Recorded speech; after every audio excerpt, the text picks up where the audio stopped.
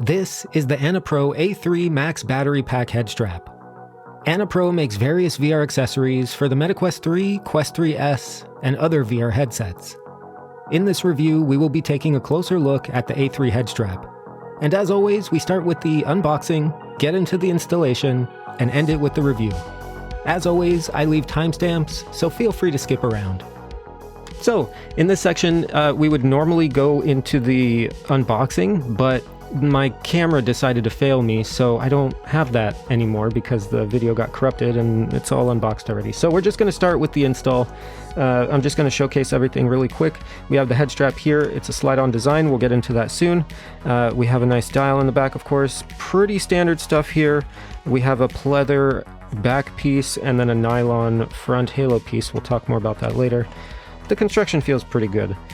Pretty standard for the most part. The battery has a nice light indicator here, 4 lights.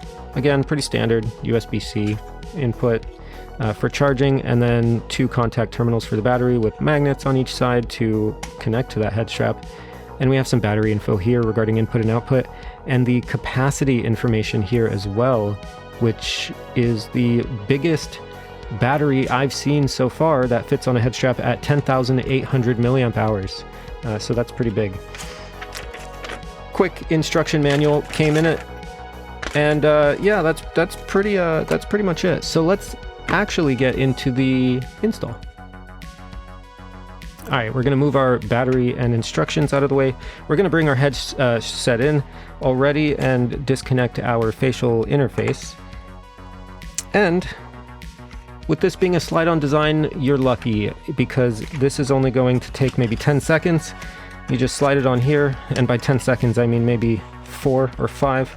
You slide it on both sides and then you just punch in the cable and it's done. Boom, we're done. Ta-da! Something I do want to mention about this head strap though, the install process is much simpler because if you look here, there's actually stoppers right here. There's little stoppers. So you can't slide it on further than this. This is the furthest it goes. And I'm mentioning this because some of you might enjoy bringing this slider up all the way to get it close to this little connector here and the 3.5 millimeter connector here because there's still a gap here, right? You could still slide it in more.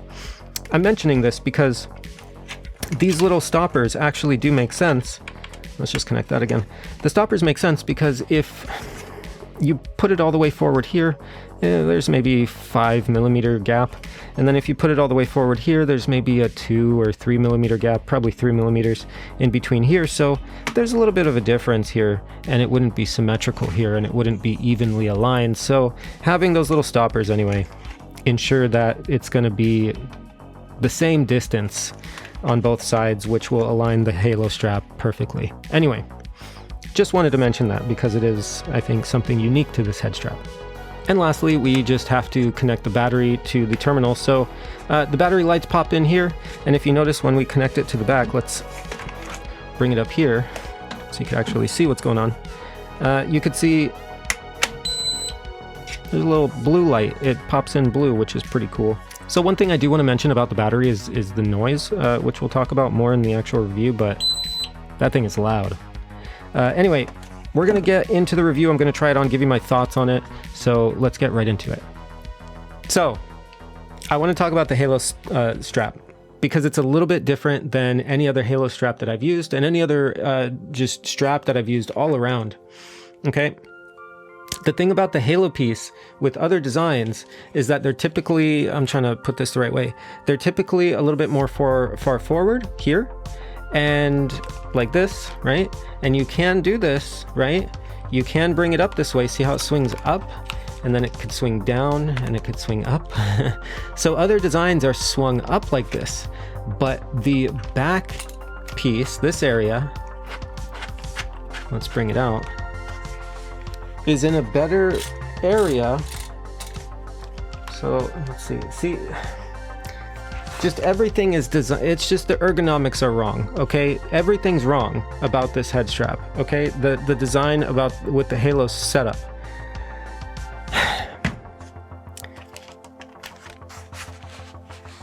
To have a good Halo setup, there needs to be a front and a rear force on the front and the back of your head to hold it in place. Essentially, if the front's a little bit higher, you know, you could do that too, but not too far. If you go too far, like I said, you're not going to have a good clamping, and the headset itself is going to just be loose and fly off as you're moving your head around.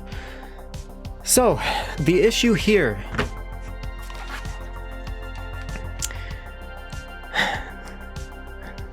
there's a lot to talk about, so I'm trying to gather my thoughts on how I want to explain it to you all. Okay, with other designs, the halo setup is closer here, and what that does is it gets your forehead close to the top of the headset, which will in turn bring that headset close to your face, because the strap is close up here and it's more far forward, and when it's more far forward, the Quest 3 is more far forward as well to your eyes. Okay, as soon as you bring it back, you tilt it back, you see, if your head were here, suddenly now your eyes are further away from the headset and the headset itself goes back. So you need it close, okay? So when it's close, look at this. So when it's close,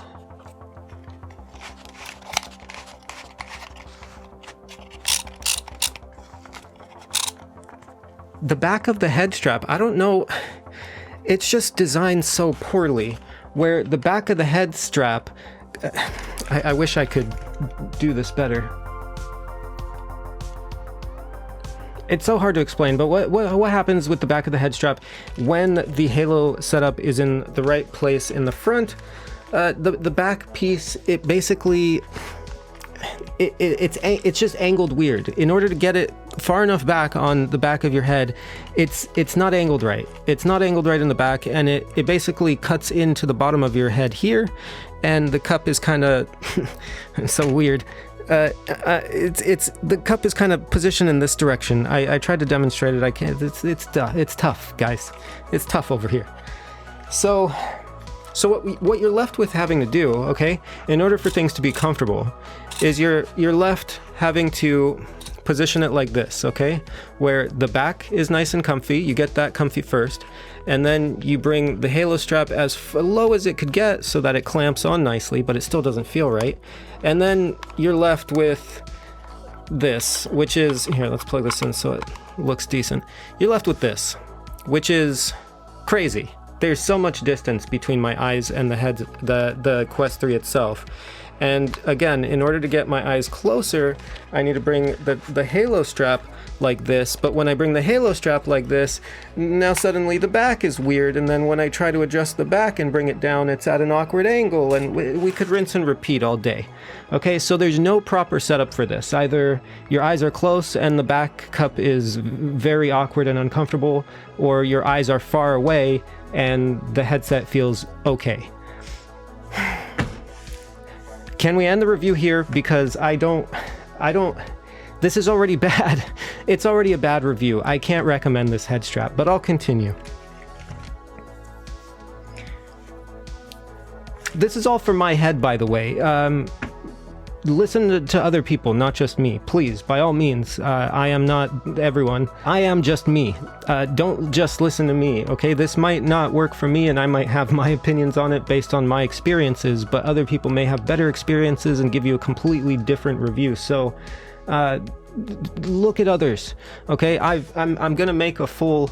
I've reviewed 10 different head straps now. I'm gonna make a full video, like this is what all these head straps are sitting out for. This is the last one I'm reviewing before I jump into this big kind of comparison video. So I've had my share of trying many different head straps, but you know, I do have my own unique head and face setup, so maybe this is just not for me, okay? Anyway, I'm trying to keep this like as objective as possible, but it's tough. It's tough. I think this is an ergonomic design flaw, and I think just thinking logically about it, it's just the way things are set up. It's unfortunate. So, what's next? So if we talk about the adjustment itself, obviously, you know, it's a halo setup, so it has a swing here. It has the pivot points here, which is crazy. If you want to wear the headset like this, I suppose you could, if you put on a facial gasket. Hold on. Okay, you have to really tighten that in.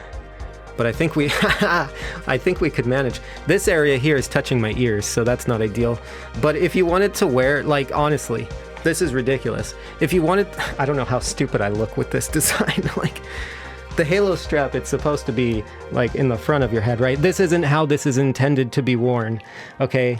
It's intended to be worn like this, but I'm just giving you an example of how crazy the adjustment is with it, okay? And again, this isn't necessarily a good thing that it's adjustable this much, because if the ergonomics aren't right, well, it doesn't matter how you adjust it because it's all uncomfortable. And that's the case for me anyway. So, lots of adjustability, great. If we look at the battery side of things, now, it's so loud. It's so loud. I've mentioned this before. I don't know if I'm going to put it in the video by now or if it's just happening now where you guys are just hearing how loud this battery is, but it's really loud. It's so loud to the point where this is the level that I would put my alarm set, like a watch alarm or something. It sounds like one of those alarms. Listen. Listen. It just went into like an infinite boot. Oh, it's going again.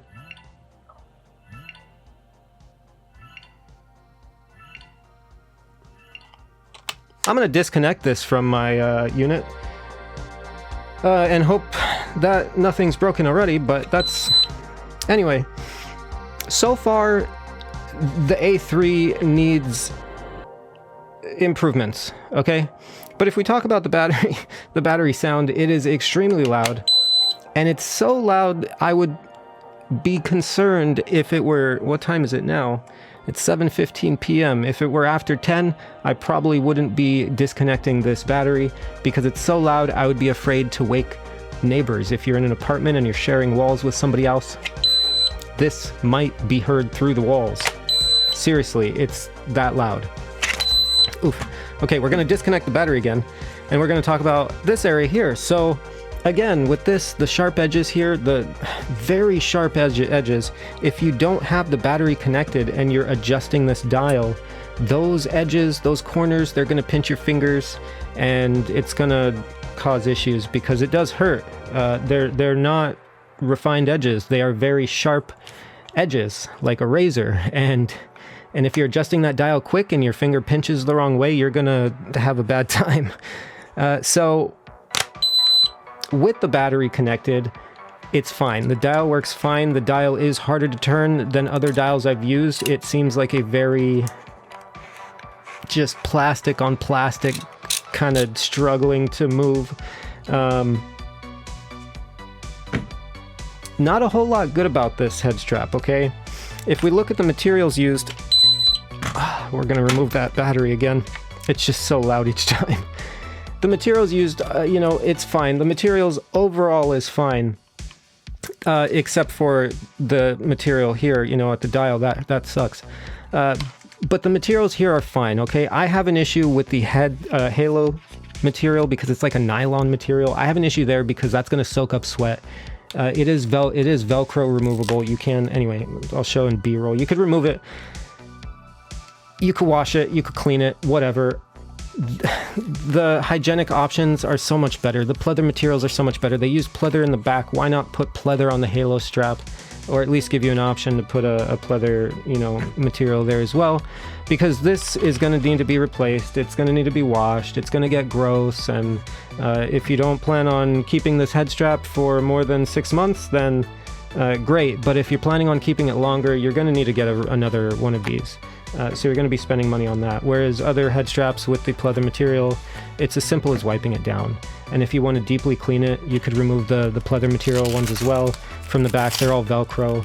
You could replace them if you need to, if they start cracking. I mean, pleather does that over time. It does degrade as well, but it'll hold up in the long run longer than something like, you know, the nylon material that's absorbent.